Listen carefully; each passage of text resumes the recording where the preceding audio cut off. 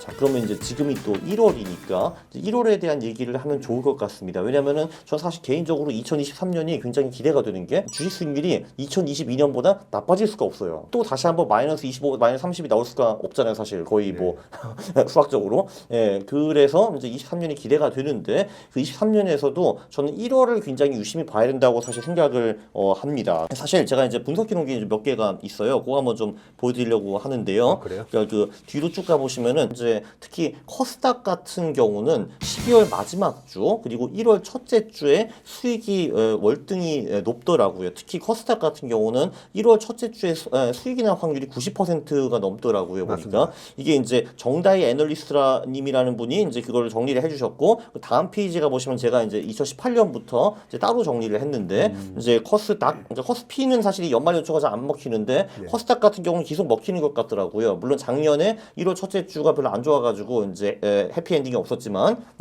전반적으로 잘 먹히는 것 같아가지고 저도 개인적으로 이번에 12월 마지막 주부터 이제 들어갔습니다. 예, 지금 이틀 3일 정도 수익이 안 나서 좀 이제 슬프기는 하지만 이게 왜 그런 것 같으신가요, 한국에? 예. 이걸 여기도 뭐 한번 영상에서 언급하신 거를 제가 보긴 봤지만 네. 2020년 그 코로나 위기 이후에 시장이 올라올 때 예. 그때 우리 시장에서 우리 시장이 아니라 전 세계 시장에서 가장 강세론자가 아마 박세익 전무였을 거예요. 아, 예. 네. 왜냐하면 2020년에 2020년 코로나 직후에 아직까지 뭐 팬데믹으로 난리가 되고 2분기에 미국의 GDP가 마이너스 30%가 넘어가는 상황에서 네. 내년도에 우리나라 코스피가 3천 넘어가니까 네. 걱정하지 말고 살아. 네. 예, 그런 얘기하다가 7월 달에 그때 이제 한 인터뷰에서 7, 8월 달에 9, 10월 달에 우리나라 시장이 안 좋은 이유를 얘기를 해줬어요. 네. 그래서 9, 10월 달에 안 좋은 이유가 뭐 한 세 가지가 있는데 11월 그때 초에 미국의 대선이 있었잖아요. 예. 네, 그 미국 대선에 대한 불안감 때문에 글로벌 증시 자체도 약간 변동성이 있을 수도 있고, 그 다음에 우리나라 추석 명절 효과, 또 하나가 대주주 과세 요건을 제가 얘기했어요. 네. 예, 대주주 과세 요건에 대해서 사람들이 그때 잘 모르셨는데 저희만 하더라도 대주주 과세 요건 때문에 저희 고객분들이 그 직계 좋은 비속이다 보니까 네. 예전에 실제로 그런 일이 있었어요. 실제로 대주주 과세 요건이 그때 당시에는 50억이었었는데요. 네. 저희 고객의 그 큰 고객분이셨는데 그 대형주를 47억까지 딱 사놨어요. 네. 예, 50억이 안 넘어가게. 예. 충분히 약간 여유있게 47억까지 사놨었는데 그분이 2년 뒤에 불성실 가산세 세금이 날라온 거예요. 아, 진짜. 예, 네. 사모님이 3억을 들고 아, 계셨던 거예요. 예. 사모님이. 네, 네. 네, 배우자분들하고 그런 거 얘기 안 하시는 분들도 꽤 있잖아요. 부부 사이가 안 좋으시나 보네요. 네. 네. 아하, 네. 그리고 예, 또 예. 그분도 아드님도 이제 뭐 30대 이상이셨는데 그 아들하고는 얘기해서 너 없지 확인했는데 사모님이 3억을 따로 가지고 계셨던 거예요. 그래서 그 2년 뒤에 실제로 불성실 가산세 그리고 대형주 같은 경우에는 1년 안에 사고 팔잖아요. 네. 그러면 33% 세금을 내야 돼요. 아, 그래요? 전혀 몰랐네요. 네. 예, 아, 예, 네. 22%가 아니라 네. 그래서 거의 불성실 가산세 합쳐가지고 한 50% 세금을 낸 경우가 있었습니다. 굉장히 슬프네요. 네. 네. 예. 그런 얘기를 했더니 다른 자무사 매니저도 하는 얘기가 저희도 매년 그것 때문에 연말 전에 주식을 판다는 거죠. 혹시나 사모님이나 아니면 아버님, 할아버지. 예. 할아버지가 또 주식 갖고 계셔가지고 네. 저희 고객들이 그렇게 세금 낼지도 모르기 때문에 항상 파는데 그게 12월 초에 팔다 보니까 항상 12월 초에 빠지다 보니까 네. 어느 순간 나는 11월 달에 팔아야지. 예. 그리고 11월 달에 장이 안 좋으니까 정말 저희 그 같이 일을 하시는 분이 난 내년부터 난 10월 달에 팔 거야. 네. 예, 한 달이라도 먼저 팔겠다는 네, 거죠. 네. 그런 현상 때문에 항상 그럼 막 팔았어요. 팔았는데 그 대주주에 대한 기준이 되는 12월 말 주주 명부 기준으로 하면 못 네. 사잖아요. 예. 못 사요. 못 사고 언제 사야 되느냐면 배당락 입은 바로 그 다음 날.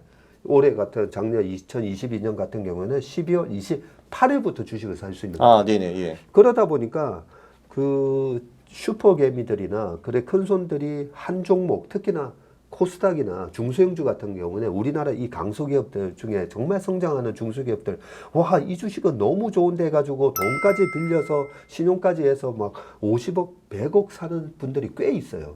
그럼 그거를 이제 그 배당락 전에 어쩔 수 없이 10억 이하로 떨군 다음에 네. 다시 들어가야 되는 거네요. 네, 12월 근데 말고 1월 초에. 네. 그분들은 그렇게 큰 돈을 투자할 정도로 이 주식의 성장성에 확신이 있다 보니까 예. 어쩔 수 없이 울며 겨자 먹기로 팔아놨다가 딱 배당락 되고 나면 그때부터 한 일주일 동안 막 사는 거예요. 네네. 예, 그런 현상이 일어났기 때문에 특히나 우리나라의 1월 효과가 예. 특히나 높고 아까 말씀하셨듯이 코스닥 같은 경우에는 거의 90% 확률이었잖아요. 예. 그게 대주주 과세 요건에 대한 영향이 좀 컸다라고 생각합니다. 사실 뭐 미국이나 딴 나라도 비슷한 환경인 것 같기는 하더라고요. 거기도 그 텍스 러스 셀링, 그러니까 양도세를 그 절약하기 위해서 손실이 난 그 기업들을 연말에 좀 팔아가지고 내 주식 수익을 낮추고 다시 1월에 되사고 그런 행위가 좀 많이 있는 것 같더라고요. 네. 네. 그리고 또 하나가 배당이 있잖아요. 네. 미국의 배당세, 그냥 제가 이제 책에서만 읽었는데, 자본이득세가 배당세보다는 더 유리하기 때문에 예. 배당을 받는 걸 또 그렇게 안 좋아한다, 뭐 이런 걸 본 적이 있는 것 같아요. 네. 근데 우리나라도 그래요. 우리나라는 금융소득 종합과세가 2천만 원이다 보니까 네. 실제로 저희 고객분이 전화가 왔어요. 예. 저 배당 안 받게 해주세요. 아, 네네. 예. 그 배당을 받으면 금융소득 종합과세에 또 해당되기 때문에 네. 배당 안 받게 해주세요. 음. 이게 사실 좀 슬픈 현실인데 네. 우리나라의 우량 기업들 배당을 많이 늘려주는 그런 좋은 주식을 뭐 우리나라 부자들이 좀 많이 들고 있다가 네. 그리고 그 배당 받은 걸로 또 나가서 외식도 하고 쓰고 하면 네, 좀 네. 경기가 좋아지는 면도 있잖아요. 예. 근데 금융소득 종합과세 때문에 그거 다 팔아주세요. 아, 예. 네. 그 효과도 저는 꽤 크다고 봐요. 네, 그게 예, 아마 예. 미국 시장이나 우리나라 시장이나 그 배당에 대한 차별적인 과세 때문에 또 그렇게 텍스 러스 셀링? 네. 네, 그런 게 좀 있지 않은가 그런 생각도 듭니다. 그리고 제가 이제 요번에 분석을 해보니까 미국 같은 경우가 저 다음 페이지 가보시면요. 그 1월 첫 5 거래일이 굉장히 중요하더라고요. 그 네. 1950년부터 분석을 해보니까 첫 5 거래일에 수익이 난 게 47번이었고 손실이 난 게 25번이었는데 그 재밌는 거는 그 47번 수익이 날 때는 그 전체 해 수익이 난 게 39번, 83% 정도더라고요. 그래서 1월 5 거래일이 그 전체 한 해에 대한 시그널이 주는 것이 굉장히 강하다라고 이제 볼 수가 있고요. 네. 특히 1월 그 첫 5 거래일에 수익이 크게 나왔다. 이제 왼쪽에 보면 이제 큰 쪽이잖아요. 그거를 보면은 2018년만 그 이제 결국 마이너스 6% 손실이 났지. 예, 그거 말고는 이제 전부 다 수익이 났더라고요. 보니까 이게. 1월 예. 한 달도 아니고 1월 첫 5거래일만 따진 네, 거네요. 그렇죠. 네. 그래서 사실 그걸 딱 보면은 시그널이 좀 딱 보이더라고요. 그래서 네. 이제 오른쪽으로 가보시면은 그 1월 첫 5 거래일에 수익이 별로 안 좋았을 때, 그때는 전체 해를 봐도 손실이 난 구간이 현저히 높았다라는 걸 이제 볼 수가 있습니다. 그 25번 정도가 이제 첫 5 거래에 손실이 났는데 그 중에서 14번 정도만 수익이 났고 11번은 결국은 손실이 났고 전체 해. 그리고 놀라운 거는 이런 해에는 평균 수익이 1%밖에 안 났더라고요. 네. 근데 반대로 첫 5 거래일에 수익이 47번 났을 경우 그때는 이제 평균 수익이 14%. 그래서 차이가 굉장히 크게 나더라고요. 이게 보니까. 네. 평균 수익 14%라는 게 그 해 연간 수익이 날 확률이 83%인데 네. 평균 수익이 14% 정도나 났다는 네, 거죠. 그죠, 그죠. 네. 그러면 미국의 그 평균 수익률이 한 9%? 네, 그죠. 라고 보면 훨씬 높은 그죠. 1.5배 정도네요. 네. 1.5배고. 예. 근데 이게 우리나라에도 비슷한 결과가 나오거든요. 아, 그렇습니까? 아, 우리나라에는 그건 안 해봤네요. 네.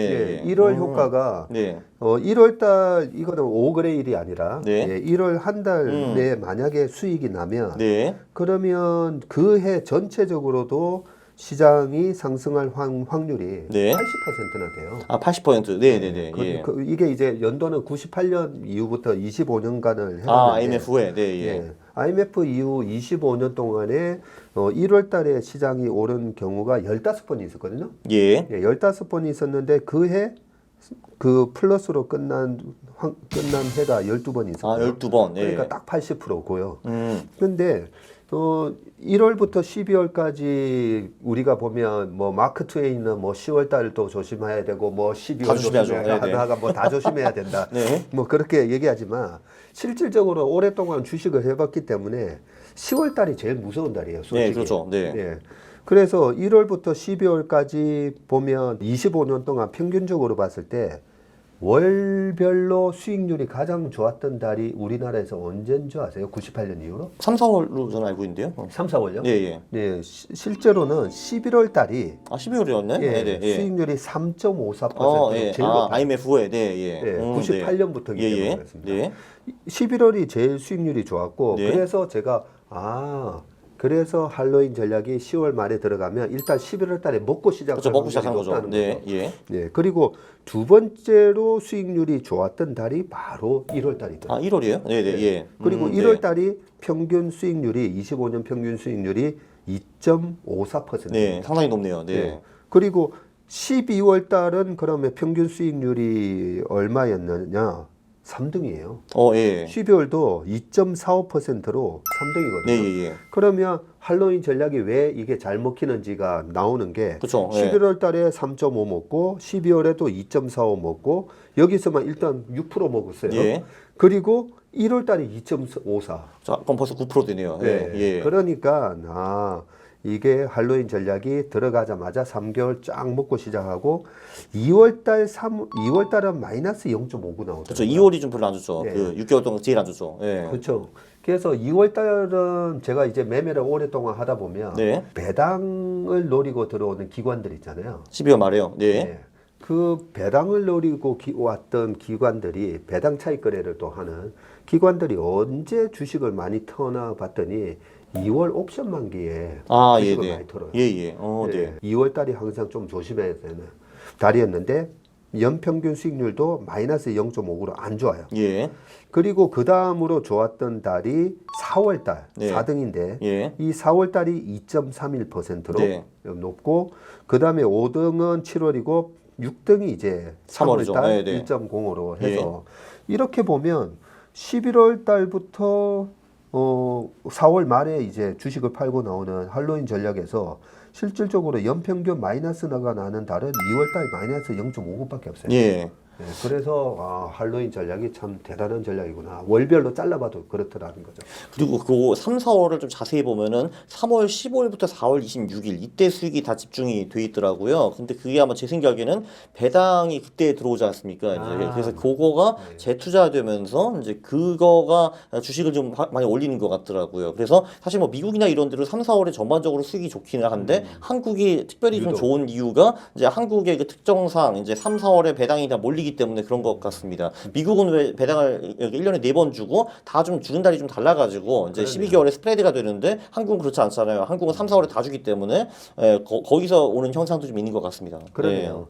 이번에도 뭐 연말에 배당락이 있었는데 그 한 배당락이 한 1.6%. 예, 예. 그러면 그 1.6%에 해당되는 배당이 12월 연말 결산 기준으로 해서 3월 말이나 4월 달에 배당이 이제 쭉 그죠, 들어오니까 네. 그 들어온 자금을 외국인들이 일부 송금도 합니다. 네. 송금을 하면서 우리나라 환율이 그때 약간 또 탁 튀는 경향이 있어요. 예, 예. 네. 원화를 달러로 바꿔서 예, 송금을 예. 하다 보니까. 네.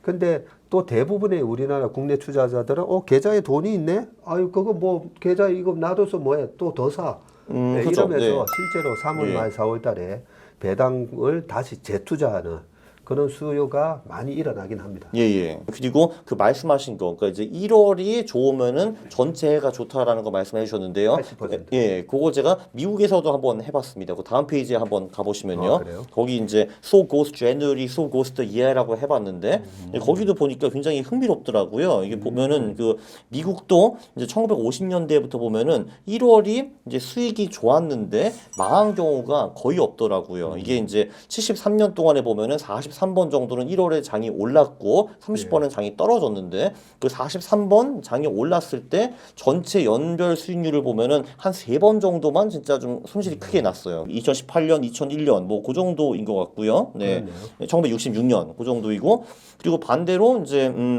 1월 수익이 나빴는데 장이 화려하게 컴백하는 경우는 좀 있었습니다. 그 30번이 이제 1월에 손실이 났는데 한 9번 정도는 장이 화려하게 컴백을 했는데 근데 그거보다는 15번이 손실이 났더라고요. 그래서 이 1월이라는 게 확실히 이제 전체 해에 주는 그런 영향이 꽤 큰 것 같습니다. 네. 네. 저희가 이번에도 좀 절실하게 느꼈던 게 이번에 2022년 있잖아요. 예, 예. 아마 그 또 연말 투자 들어가셨을 거예요. 그렇죠. 그래서 손절하고 나갔죠. 네, 네, 그렇죠. 코스닥도 같이 들어갔다가 예, 손절하고 예. 나오셨잖아요. 네. 그래서 이상하네. 왜 올해 2022년 1월 왜 이렇게 시장이 안 좋지 했는데 예. 전체 시장이 되게 안 좋았었잖아요. 네. 그래서 제가 처음에 입사를 했던 94년도 그때도 95년 1월 달에 저희 부장님이 그 말씀을 하셨어요. 1월장이 중요하다. 아, 예, 예, 예. 1월장이 예. 전체 시장을 대변해주는 네. 그런 부분이 있어 하면서 얘기를 하셨고 네. 실제로 닷컴 버블이 깨졌던 2000년 있잖아요. 예, 예. 예, 2000년 1월 달에도 우리나라 코스피가 마이너스 8.2% 빠졌어요. 아, 그렇죠. 그리고 그 전체 해 박살나가지고 그 한 해에 50% 떨어졌다고 말씀하셨죠. 한 해 때 네, 네. 51% 빠졌던 장이었기 때문에 네. 1월 장이 예상외로 많이 안 좋은 장은 정말 조심해야 되고요. 2008년 1월도 보면요. 2008년 1월 달에 마이너스 14.3% 빠졌어요. 네, 예, 예. 예. 그러니까 2008년 금융위기 아까 10월 달에 예. 우리나라 시장이 막 900을 깨면서 예. 그렇게 떨어졌었기 때문에 2008년도에도 굉장히 이 1월 장이 시그널 효과가 있었다는 거죠. 그렇죠? 그 미국 시장도 보니까 2008년에 1월에 6% 빠졌었네요. 그리고 작년도 5.3% 빠진 걸로 나오네요, 지금. 예. 그렇죠. 예. 22년, 2008년. 네. 그래서 1월장이 그때 저도 1월장이 전체 시장을 대변해 준다.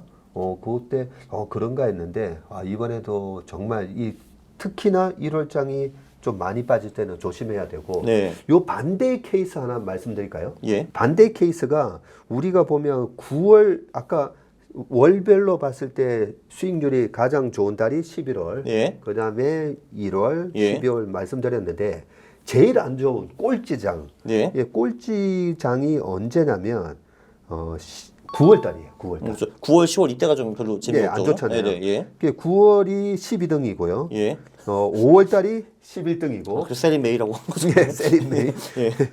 강 작가님 같은 분들이 자꾸 막 팔고 나오니까 5월장이 안 좋잖아요. 아, 네, 네. 좀 팔 때 좀 이래 나눠서 좀 파세요. 근데 사람들이 근데 제가 팔라고 해도 말을 안 듣더라고요. 그래서 이제 그래서 저는 이제 늘 이 5월, 10월 장은 이제 그 동네 조폭과 비슷한 것이다. 그러니까 형이 조폭한테 개겨가지고 이제 얻어 터지는데 이제 꼭 제 말을 안 듣고 가서 개기다가 얻어 맞고 저한테 와가지고 정말 5월, 10월 안 되는군요. 이렇게 말을 하더라고요, 늘 저한테. 예. 가슴 아픕니다. 네. 제가 22년도에 인터스텔라 영화 보셨죠? 예. 예, 거기 보면 이제 아버지가 그 딸한테 얘기하잖아요. 스테이라고 막. 예, 예. 그 장면 생각하면서 그래 머물러야 돼.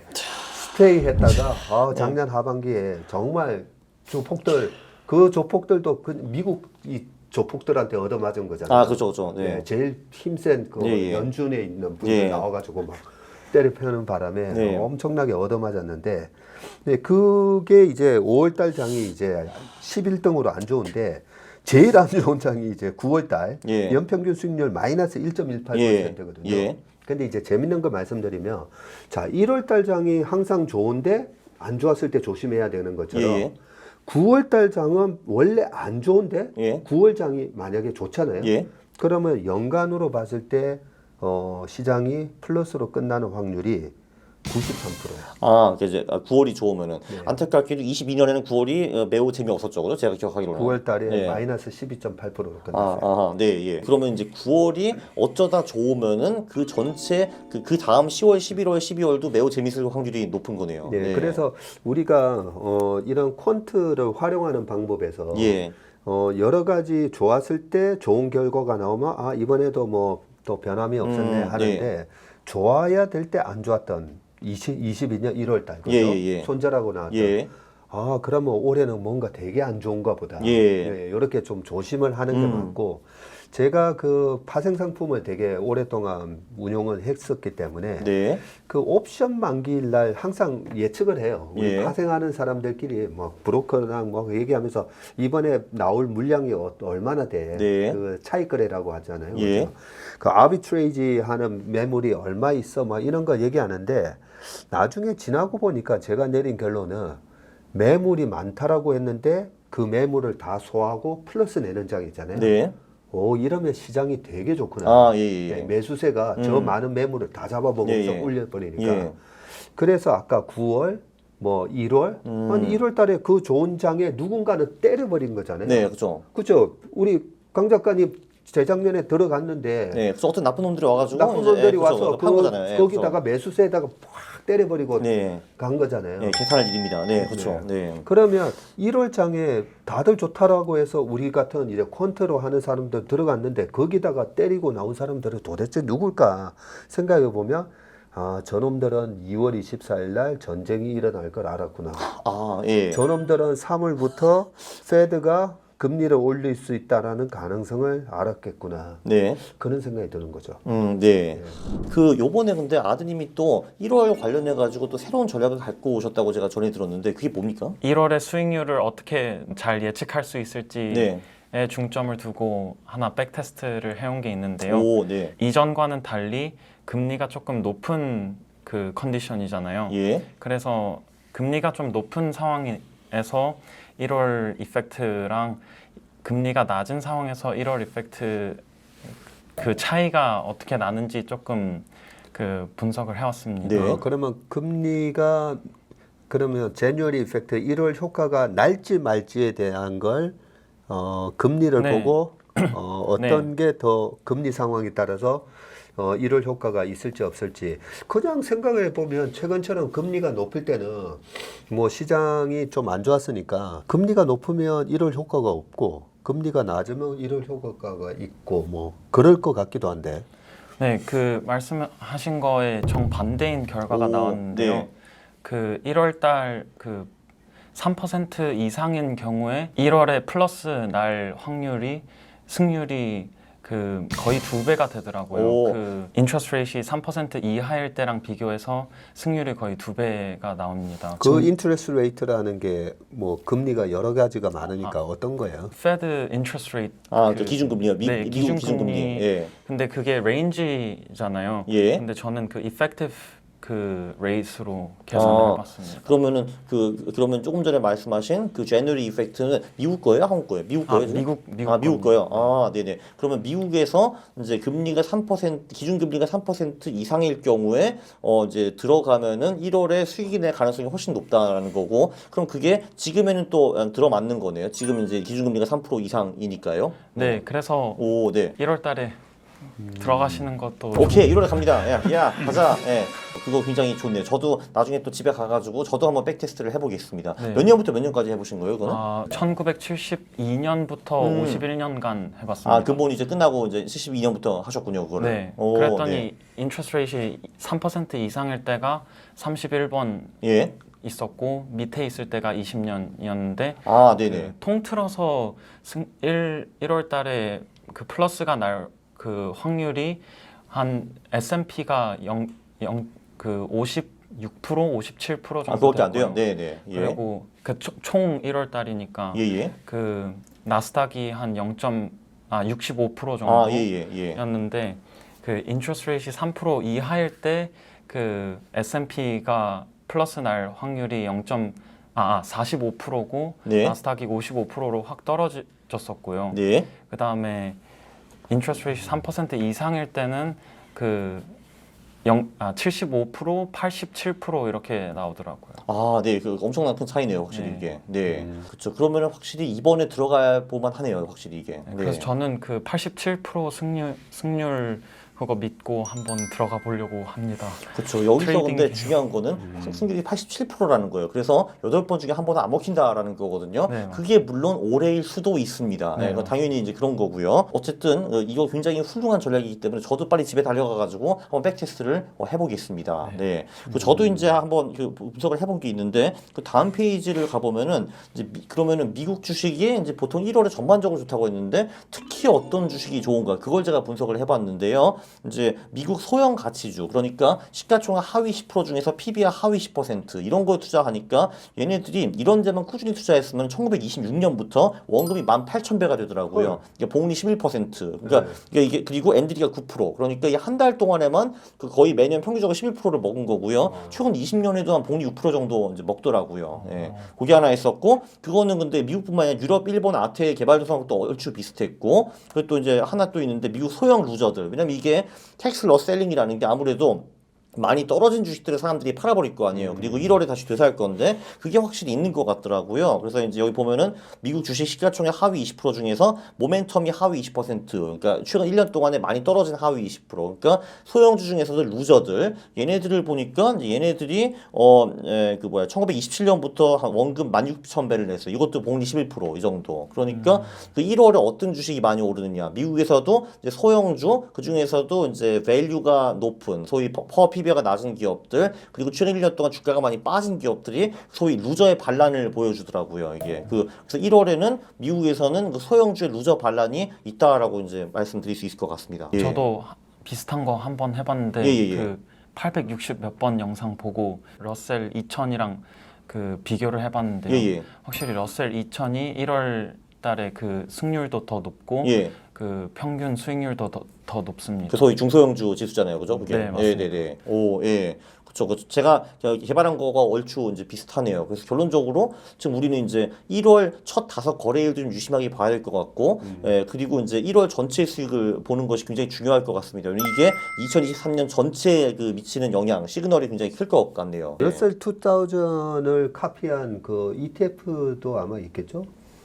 뭐 있을 거라고 저는 생각을 합니다. 그쵸. 미국에 뭐 없는 게 없으니까요. 네. 네, 왜냐하면 있을 2000 겁니다. 네. 종목을 다 살 수는 없으니까. 아, 그죠. 안 되죠. 네. 러셀 2000 그러면 그 ETF를 사서 1월 달에는 네. 투자를 해볼 만 하겠네요. 네, 그리고 뭐 요즘은 퀀트 소프트웨어들이 워낙 잘 나왔기 때문에 그냥 미국에서 소형주 중에서 뭐 저밸류, 저모멘텀 뽑는 거는 그렇게 별로 어렵지는 않습니다. 네, 그냥 개별주 뽑아서 살 수도 있을 것 같고요. 네. 그래요. 만약에 뽑아서 산다면 한 몇 종목 정도 사는 거예요? 한 30개 정도 아닐까요, 그냥? 네. 30개? 예. 저희도 사실 저희 그 채슬리 투자자문이 저희가 운용을 할 때는 항상 초대형 우량주, 네, 명품 기업들만 우리는 매매한다라고 얘기를 해요. 우리 네, 강 예. 작가님 채널에서는 아무래도 중소형주가 이렇게 퀀트 돌려보면 수익률이 더 좋은 건 맞는데 예.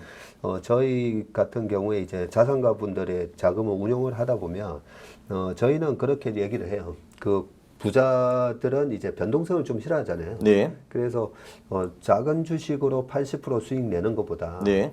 모두가 아는 뭐 삼성전자나 네이버나 이런 큰 대형주로 30% 버는 걸 네. 부자들은 더 좋아한다는 거죠. 네. 그런 차원에서 저희가 이제 좀 초대형 우량 기업 위주로 운용을 하는데 네. 이번에 1월 달은 중소형주가 수익률이 너무 좋다 보니까 네. 저희가 이제 중소형주 그래도 한 20% 넣자. 네. 이 1월 달에 중소형주로 네. 안 먹는 것도 좀 네. 그것도 억울하니까. 네. 그래서 최근에 이제 좀 모멘텀이 있을 만한 2023년 모멘텀이 있을 만한 그런 중소형주를 오, 네. 최근에 좀 편입을 했어요. 네. 그렇죠. 1월에 수익이 많이 났으면 좋겠습니다. 네. 여러분 어떻게 이번 그 박세익 대표님의 강의 즐겨오셨나요? 그리고 아드님의 새로운 전략 이것도 굉장히 유력한 전략인 것 같습니다. 네. 그리고 혹시 뭐 저한테 뭐 숙제를 주실 게 있다고 제가 들었는데요. 네. 예, 숙제는 방금 예. 저희 아들이 얘기한 거 있잖아요. 예. 우리가 통상적으로는 최근에 금리에 워낙 시달리다 보니까 예. 아무래도 3% 이상에서는 시장이 안 좋고 3% 이하에서 시장이 좋을 거다. 이런 네. 장이 특히나 전체 시장을 예. 대변한다면 네. 그렇게 했는데 지금 3% 이하일 때는 안 좋았다라고 해서 3% 이하였던 최근 20년을 그냥 한번 쓱 생각을 해봤었어요. 예. 그러니까 금리를 낮췄다는 말은 경기가 안 좋아서 낮춘 거잖아요. 그럴 경우가 많죠. 네. 그러니까요. 예. 경기가 안 좋아서 경기를 살리기 위해서 예, 어떻게 예. 보면 말 그대로 통화를 갖다가 긴축을 하는 게 예, 예. 아니라 완화를 했던 네. 거고. 네. 근데 기업은 결국 실적에 의해서 움직이는 거니까 예. 아무래도 금리를 올려서 조금 눌러줘야 되는 네네네. 그런 장에 금리를 예, 예. 페드가 올렸을 때 오히려 네. 시장이 좋았겠다라는 예, 예. 생각이 좀 드네요. 아, 예, 예. 예, 그런데 어쨌든 그 결과에 대한 부분을 우리 강 작가님이 또 한번 백테스팅 해주셔가지고 예. 예, 다음 영상에 한번 올려주시면 네, 그럼 많은 이제 좋을 도움이 것 될 것 같습니다. 같습니다. 예, 알겠습니다. 네. 아유, 그럼 이렇게 바쁘신데 여기까지 와주셔서 두 분한테 정말 진심으로 감사드립니다. 네. 오늘 방송을 해보니까요 매주 오고 싶네요. 아, 정말요? 아, 예, 왜냐하면 하면서 제가 배우는 게 너무 많아가지고 매주 오세요. 네. 아드님은 언제까지 한국에 계십니까? 네. 1월 21일까지. 아, 그래도 한 4번 올 수 있겠네요. 알겠습니다. 네. 그러면 그 금리 영상이 나오면 예. 그때 또 한 번 더 오도록 하겠습니다. 알겠습니다. 네, 예. 그러면은 네, 하나님들 이 영상 정말 유익하지 않았습니까? 동의하시면은 구독 그리고 좋아요 부탁드리겠습니다. 싫어를 누르시면 제가 매우 싫어합니다. 감사합니다.